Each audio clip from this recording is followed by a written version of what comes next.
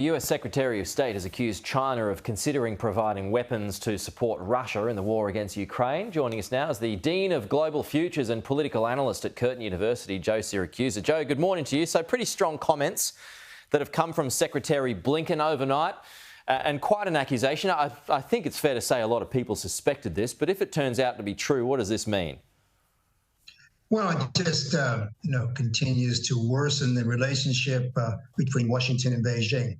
Look, Pete, I don't think Secretary Blinken has much evidence on this. I mean, it can be presumed. Keep in mind, 140 nations have not signed up on the crusade against Putin's Russia, so a lot of people could be providing these shells or whatever it is. North Korea probably is already, and so is Iran. So I'm not so much worried about that. I mean, the optics at the Munich security thing were very poor. I mean, the Chinese foreign minister gets up there and talks about his plan to have peace or international conference to end the war in Ukraine. And you got Blinken, who's accusing the Chinese of bankrolling the Russians. And then you got Kamala Harris talking about she's going to make sure America has Putin on trial for crimes against humanity.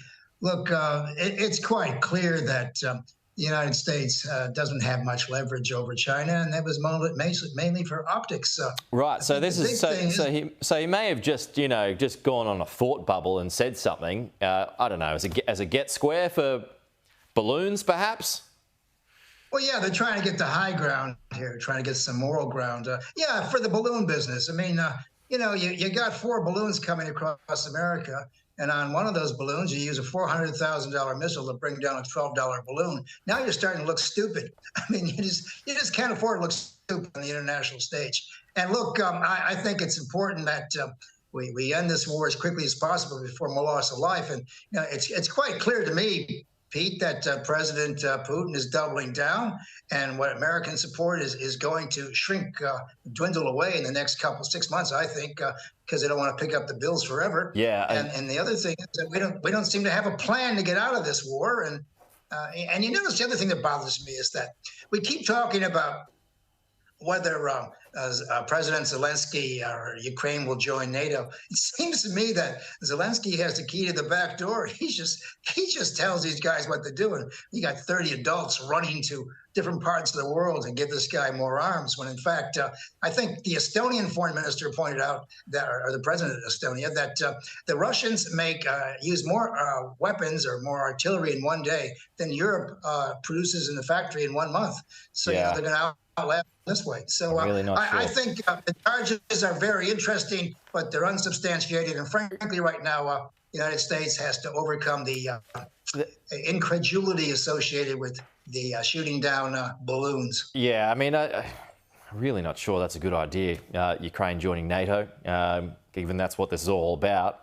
China and Russia have had security pacts in the past. There was a big one that was signed not last year, but the year before. But I remember this was talked about at the time about whether or not China was sending weapons to Russia or whatever, that China would have some reticence doing that.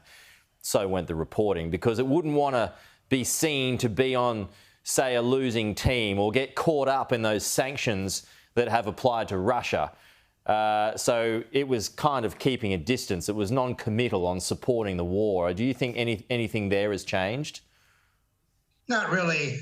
Pete, when we were young in university, the Sino-Soviet split, that is the Chinese and the Russians, went their own way in terms of what communism was. We didn't know this for years and years. I mean, they were at each other's throats. They got a 6,000-mile border between them, which means they're going to have problems to the end of time, so far as I could tell. And the Russians want to burn the place down, and the Chinese just want to go to the Olympics and win. I mean, they're playing a different game. And sure, they'll say nice things about Putin, because most of the global South says nice things about Putin. They want to continue to be leaders in the world. But I think the Chinese will always have their own independent foreign policy. And look, it's the same thing with Russia too. Russia may cozy up to different people from time to time.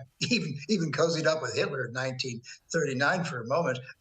Look, it just doesn't mean anything at the end of the day, because each of these these countries pursue their own national interests. Okay. Joe Siracusa, good to chat.